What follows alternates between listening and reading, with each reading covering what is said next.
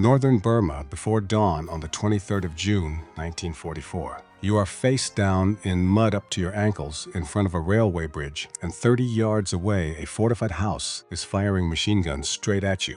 A minute ago, your section was 3 men. Then the man leading the charge went down. Then the last man beside you went down.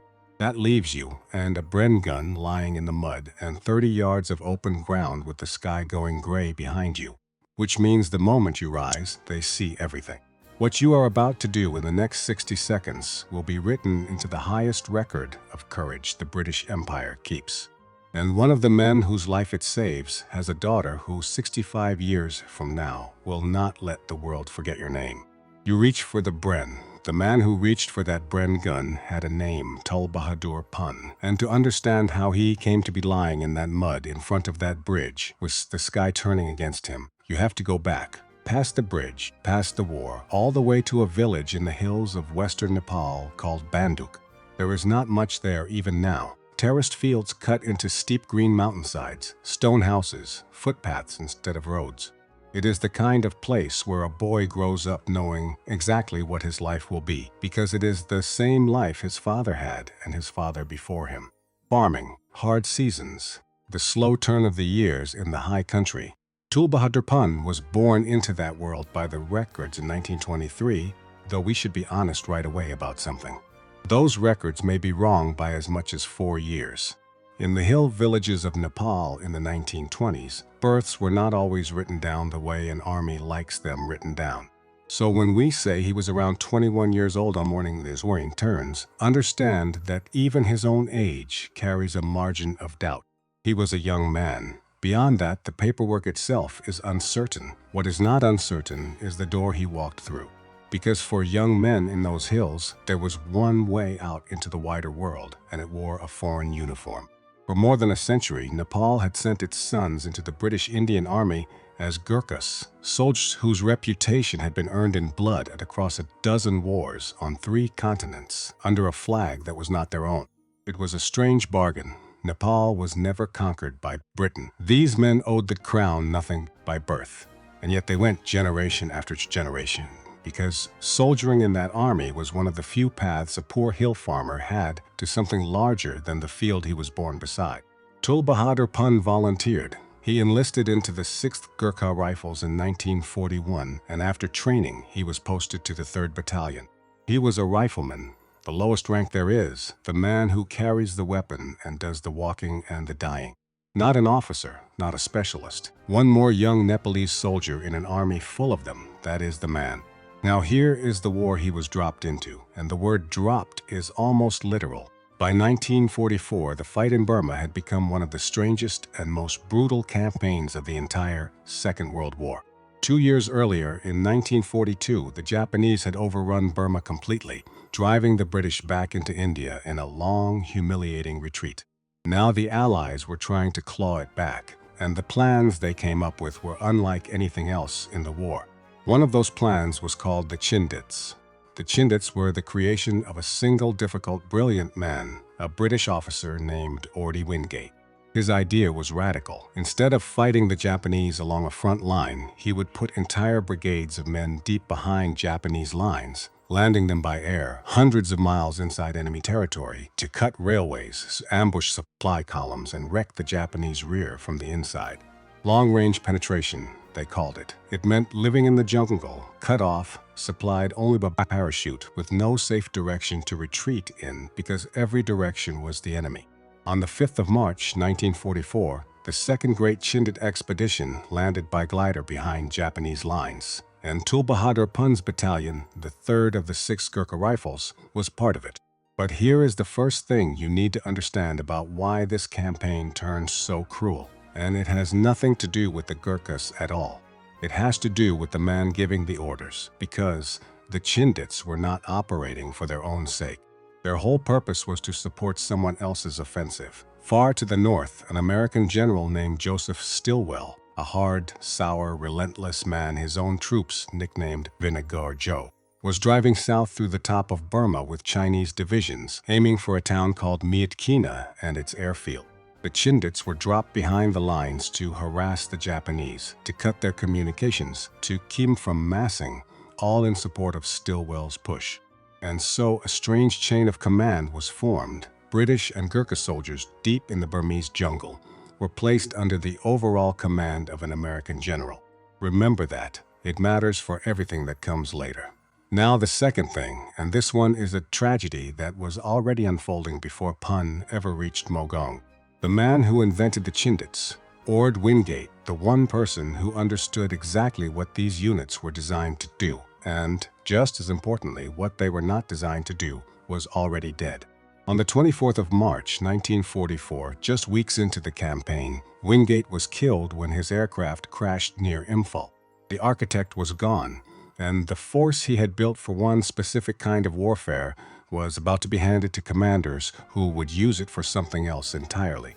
Here is why that mattered in the plainest terms. The Chindits were built to be ghosts, lightly armed, fast-moving, designed to hit and vanish, to fight the enemy where he was weakest, and never to stand and slug it out against fortified positions. They carried no artillery to speak of, no tanks, no heavy support. They were raiders, and under Stilwell, they were re-rolled as conventional infantry, or to assault dug-in, fortified Japanese positions head-on, without the guns and armor that regular infantry would have taken for granted. They were being asked to do the one thing they were never equipped to do, against an enemy who had had months to dig in. By late May of 1944, the orders came down to the 77th Brigade, the Chindit Brigade that included Pun's Gurkha Battalion. The orders were simple, and they were terrible. Mogaung was a town in northern Burma, sitting on the railway, and it was held in strength by the Japanese, thousands of them fortified, dug in, and ready.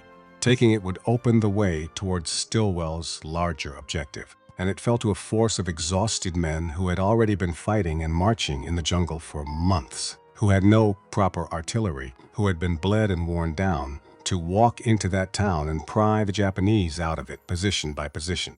The brigade commander was a man named Michael Calvert.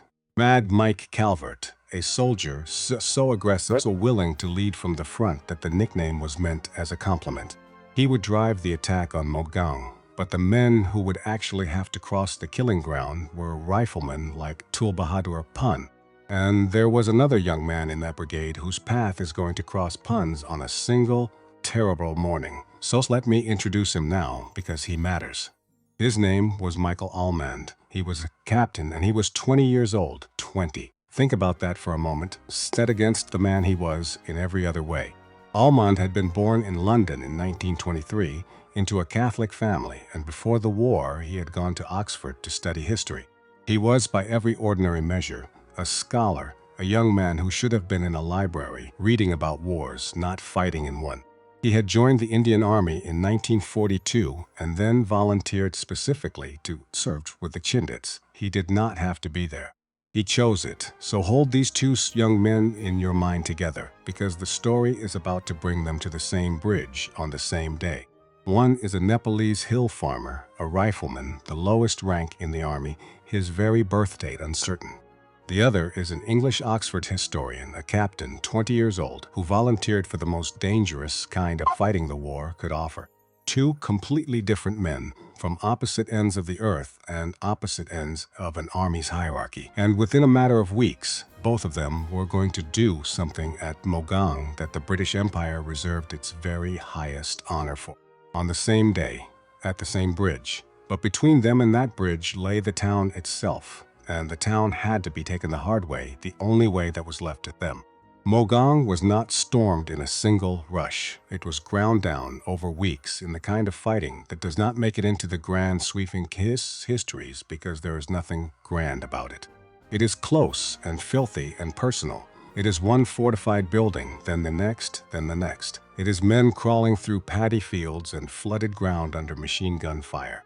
It is monsoon rain and disease thinning the ranks as surely as bullets. It is a brigade watching itself get smaller day by day, position by position, with reinforcements coming and no easy way out. By the time the assault reached its final decisive stage, the men who were left had been fighting for months. They were sick, they were exhausted, They were, in many cases, running on nothing but the grim knowledge that the only way home was forward, through the Japanese, through the town.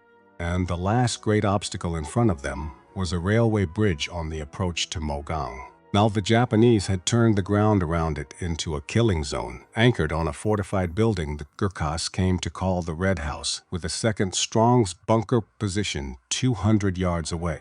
Between them, those two positions could sweep the open approaches with interlocking machine gun fire, the kind of crossfire that pins men to the earth and does not let them move. That bridge and that Red House was what Tulbahadur Pun's B Company was ordered to take. It was the 23rd of June, 1944. The men moved up in the dark into position for a dawn assault. And somewhere in that darkness, lying in the mud with the rest of his section, was a young rifleman whose name almost no one outside his own regiment knew. A hill farmer whose age even the army wasn't sure of, carrying a rifle for an empire that was not his own, in a war his village had never asked for. In a few hours, the sun would come up behind him, and when it did, everyone in front of him would be able to see him perfectly. To understand what happened at that bridge, you first have to understand what the days before it had already cost. The attack on Mogaung did not begin on the 23rd of June. It began weeks earlier, and by the time it was over, it had nearly destroyed the brigade that fought it. The 77th Brigade began the final advance on the town on the 6th of June, 1944. On paper, they went in over 2,000 strong, already worn down from months in the jungle. Against them, dug into Mogaung and the ground around it, were an estimated 4,000 Japanese, fortified, prepared, waiting. Sit with those numbers for a moment, because they invert everything a soldier is taught. The rule of thumb, the one drilled into every officer, is that the attacker wants a heavy advantage in numbers before he assaults a prepared, dug-in enemy. At Mogaung, it was the reverse. 2,000 attacking 4,000, and the 4,000 were the ones behind the fortifications, in the bunkers with the machine guns already ranged on the open ground the attackers would have to cross. And the 2,000 had none of the things that were supposed to make such an attack survivable. No tanks, barely any artillery of their own. They were raiders being asked to do siege work.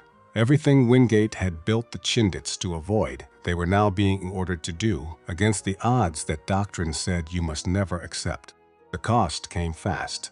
Between the fighting, the monsoon, and the tropical disease that thinned the ranks as surely as bullets, the brigade bled out at a rate that is hard to comprehend. It had gone into Mogaung over 2,000 strong. Within the first week, it was cut down to around 550 men, every battalion reduced to the strength of a single company. So the fighting at Mogaung took the shape that kind of battle always takes. It was slow, it was close. It was measured not in miles, but in buildings, in bunkers, in individual strongpoints that had to be taken one at a time, each one paid for in men. And it was in this grinding, weeks-long approach to the town that the first of the two young men we have been following stepped forward. Captain Michael Almond, the Oxford historian, 20 years old, who had volunteered for all of this, did not wait for the final assault to prove what kind of soldier he was. On the 11th of June, in the fighting for a bridge on the Pin HMEI Road, the leading platoons were pinned down by Japanese fire from strongly defended positions. The ground was open and narrow, swampy jungle on either side, and the fire was heavy, and Almond went forward almost alone. He got ahead of his own men close to the enemy and charged the Japanese positions by himself, hurling grenades, and then killing 3 of the enemy at close quarters with his kuskri, the curved Gurkha knife. He silenced the machine gun that was holding up the entire advance. He did it in the open, under fire, at a range where a man expects to die. And by doing it, inspiring the surviving men to follow him, he broke the position open and let the advance continue. That was the 11th of June. 2 days later, on the 13th, in the fighting for a ridge closer to the town, he did it again, dashing 30 yards ahead of his men through long grass and marshy ground swept by machine gun fire, killing enemy gunners, driving the position open, refusing to let his men be stopped. By now, something quietly grim had happened inside B Company. The officers were being killed, one by one. The men who were supposed to lead were falling, until command of the company passed to Almond, the 20-year-old, the scholar, the volunteer. He took it. There was no one else to take it. And while Almond was doing this, the brigade around him was dying by inches. Over the following days, Chinese forces did come up alongside the 77th Brigade to face Mogaung. This is worth being precise about because it is where the American and Chinese thread of this story touches the Gurkhas most directly. The Chinese were part of Stilwell's larger command, the same command structure that had sent the Chindits here. But their role in the final capture of the town was narrow. Their infantry, by the accounts that survive, played no part in the final attack. What they provided was artillery, their 75mm guns, which gave the 77th Brig the only real artillery support it had. Guns, but not the men to storm the town. That last part still belonged to the exhausted riflemen of the brigade, and there were not many of them left. The British battalions in the brigade, the Lancashire Fusiliers, the King's Regiment, the South Staffordshires, could between them muster only a few hundred men still fit to fight. Pun's own battalion, the 3rd of the 6th Gurkha Rifles, was down to around 230 men fit for action. A battalion at full strength is closer to 800. This was what was left of it. These were the men who would take Mogaung. Not fresh troops, not a wave of reinforcements. The survivors of months of jungle war, sick and thinned and worn to the bone, asked to make one more assault against a fortified enemy who still outnumbered them. The plan for the final attack centered on the approach into the town and on clearing the strong points that guarded it. And the worst of those strong points, the one that had been marked in advance as the likely trouble spot, was the fortified building the Gurkhas called the Red House, sitting near the railway bridge with a strong bunker position 200 yards to its left. The final assault was launched at first light on the 23rd of June. Now we come back to this story began, but now you know the full weight of what was resting on it. Tulbahadur Pun's battalion had been ordered to attack the railway bridge, and the instant the attack developed, the very instant the Japanese opened up. Concentrated, sustained fire at close range, pouring out of the Red House and out of that bunker position 200 yards away. 2 guns set to cover the same ground from 2 angles, so that anything crossing the open approach was caught between them. That is what crossfire means, and it is worth being exact about why it is so deadly. So a single machine gun is terrible enough, but you can, in theory, use the ground against it. Put cover between you and it, approach from an angle it cannot cover. Crossfire takes that away. 2 guns positioned so their fields of fire overlap mean there is no safe angle. Move to escape one, and you move into the other. The ground between them belongs entirely to the enemy. The 2 leading platoons of B Company, one of them Pun's, were caught in exactly that ground.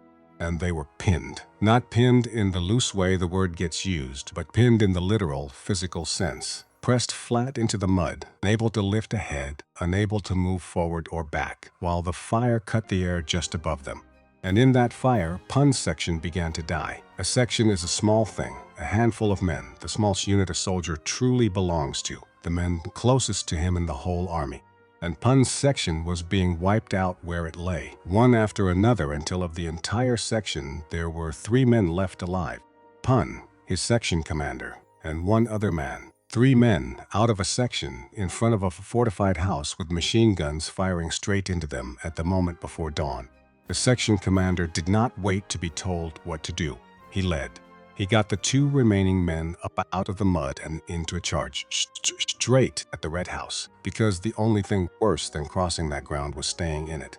And because the gun had to be silenced, or the whole attack would die there in the open. He was hit almost at once, badly. The man who had just led them forward was down. That left 2. Pun and 1 other, and they kept going. The 2 of them, alone now, still charging the position that had already cut down everyone else. It could not last, and it did not. Pun's last companion was hit too and went down, which left 1. 1 man, low and moving but alive, in front of a fortified strongpoint with the rest of his section dead or broken in the mud behind him and the machine guns still firing. This is the moment, and this is where the official record, the words the British Army itself chose to set down, stops being dry and becomes almost unbearable to read because of how plainly it describes something that should not have been possible. There was a Bren gun in the mud. The Bren was the section's light machine gun, the most important weapon a section like Pun's carried, the one that gave a handful of men real firepower. It had been dropped by one of the wounded men, and Tulbahadur Pun picked it up. Understand what he chose in that instant. Everyone around him was down. The sensible thing, the human thing, the thing no one alive would have blamed him for, was to get low, get back, get out of that killing ground while he still could. The attack had stalled. His section was gone. There was no one left to see what he did or didn't do. Instead, he took the Bren gun and he charged the red house, alone, firing from the hip as he went.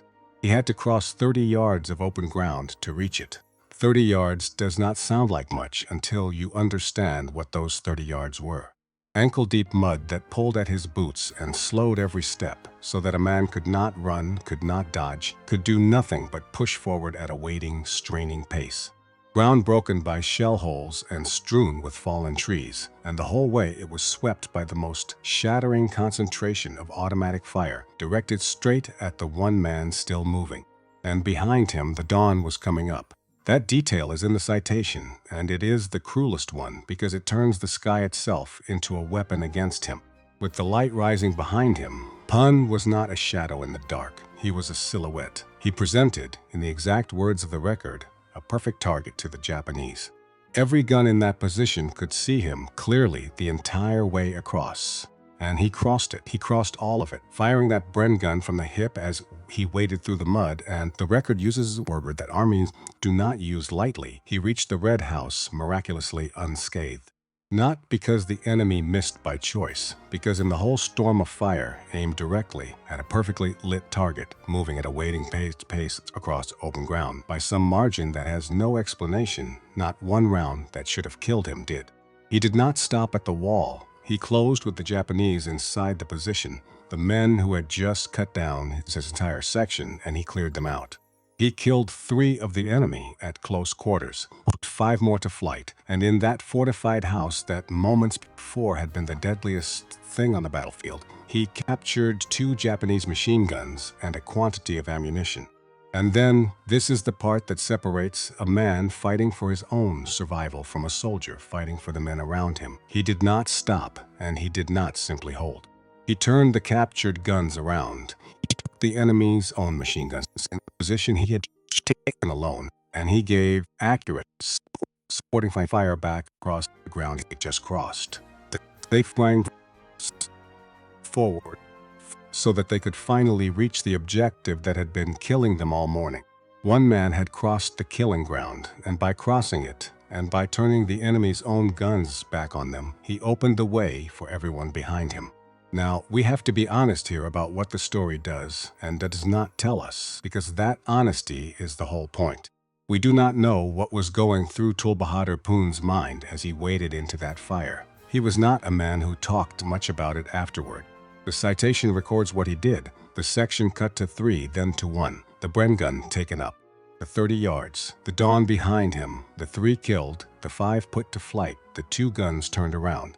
It records the actions. It does not pretend to know the man's thoughts, and neither will we. Anyone who tells you they know exactly what a young hill farmer was thinking as he crossed that ground is telling you a story, not a history. But we know what his hands did. And we know it not from legend, but from a document, sworn and signed and published, that used a phrase to describe it that the British Army almost never allows itself. His courage, the citation said, was beyond praise. Beyond praise.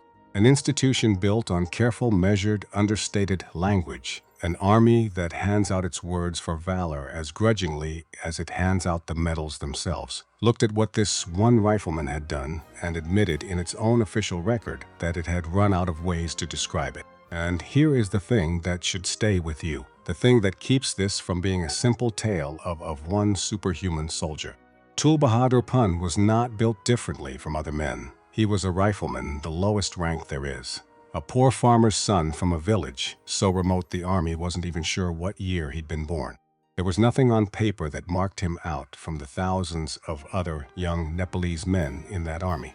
What he did at the Red House was not the act of a man who felt no fear. It was the act of a man who was almost certainly terrified, crossing ground he had every reason to believe would kill him, and who crossed it anyway alone because the men behind him would die if he didn't. That is the harder, truer kind of courage, not the absence of fear, the refusal to let it decide. But Tulbahadur Pun was not the only man from that brigade who did something extraordinary at Mogaung on the 23rd of June. Because while Pun was crossing his 30 yards of mud, the other young man we have been following was fighting his own final action at the same battle on the very same day. Captain Michael Almond, the 20-year-old, now commanding B Company because every other officer was gone, was in the thick of the assault on the railway bridge. He had already earned the highest recognition twice over, on the 11th and the 13th. Now on the 23rd, barely able to walk from the trench foot that months in the mud had given him, he went forward one more time, alone, through deep mud and shell holes, and charged a Japanese machine gun nest single-handed. And this time the ground took him. Michael Almond was mortally wounded in that final assault. He was pulled out of the line of fire by another Gurkha, Sergeant Sibirber Gurung, who was awarded the military medal for it, but the wounds were too much. The next day, the 24th of June, 1944, Michael Almond died. He was 2 months short of his 21st birthday. 2 men, 1 battle, 1 day, 1 bridge. A Nepalese rifleman and an English captain, from opposite ends of the earth and opposite ends of an army, each doing something so far beyond the ordinary limits of courage that their names would be set down together in the highest record their empire kept. One of them lived. One of them did not, and when Mogaung finally fell, when the Japanese were at last driven out and the town was taken, it had gutted the 77th Brigade, cutting it down within a week to barely a quarter of the men who began the assault. They had just done something no one else in the entire Burma campaign had done yet. They had taken the first town in Burma to be liberated from the Japanese. They had won, and winning, as they were about to learn, would not spare them one single thing. They had taken the first town in Burma to be liberated from the Japanese, and their reward for taking it was to be sent to take the next one. The brigade that captured Mogaung, the few hundred men left of the more than 2,000 who began the assault, did not get to rest. They did not get to go home. Under the same command that had sent them into Mogaung in the first place, the survivors were ordered onward to fighting at Myitkyina, the large objective that Stilwell's whole campaign had been driving toward all along. Men who had just fought for weeks against 4,000 entrenched Japanese who had watched most of their brigade fall were told the job was not finished. There was more ground ahead. There was always more ground ahead. That is the unglamorous truth about what winning meant in northern Burma in 1944. It did not mean relief. It meant the next objective. And there is one more hard edge to the story of who took Mogaung, and it is worth telling plainly, because it says something about how the world assigns credit for the things men bleed for. The town had been taken by British and Gurkha soldiers, on foot, position by position, at a terrible cost. But it had been taken inside an American-led campaign, and campaigns, in the way history tends to remember them, are recalled through their commanders and their headlines more than through the rifleman in the mud. This is not a villain in the story. It is something quieter and more common than villainy. It is the way courage at the very bottom of an army so often disappears into the summary at the top. But some of it did not disappear. Some of it was written down, because what happened at that railway bridge on the 23rd of June did not vanish into the anonymous mass of the campaign, the way almost every brave thing in a war does. It was seen, it was recorded, and on the very same day, for the very same battle, 2 men from that one brigade were each approved for the Victoria Cross, the highest honor the British Empire could give a soldier for valor in the face of the enemy. One was number 10-119 rifleman Tulbahadur Pun, 6 Gurkha rifles. The other was Captain Michael Almond, awarded posthumously, the Oxford historian, 20 years old, killed the day after the bridge fell. 2 Victoria Crosses, 1 battle, 1 bridge. A rifleman who lived and a captain who died, their names set down together in the rarest record their empire kept. For Pun, the citation reached for a phrase it almost never uses, and called his courage beyond praise. For Almond, it called protracted heroism a wonderful example to the whole battalion, and in the highest traditions of his regiment. Michael Almond lies today in the Taukian War Cemetery in Burma among rows of the war's dead. He never grew older than 20. The scholar, who should have spent his life reading history instead, became a small, permanent part of it in a country on the other side of the world from the London street where he was born. Tulbahadur Pun lived. He came out of Mogaung and he came out of the war and he kept soldiering. When British India was partitioned in 1947 and the old army was split, Pun transferred into British service with the 2nd Battalion Gurkha Rifles. He served first on in Malaya, in Hong Kong, rising over the years from that lowest rank of rifleman all the way up to regimental sergeant major, the senior soldier of his battalion. When he finally retired in 1959, he was promoted to honorary lieutenant and he went home, back to Nepal, back in the end to Banduk, the same remote hill village where the story started, where the records had never been quite sure what year he was born. And here the story could end on a note of honor properly given and a long life lived. But it does not end there, because decades later, the same man, the holder of the Gurkha cross, the soldier whose courage his own army had called beyond praise, would find himself having to fight one more time. Not with a Bren gun, with his name and his history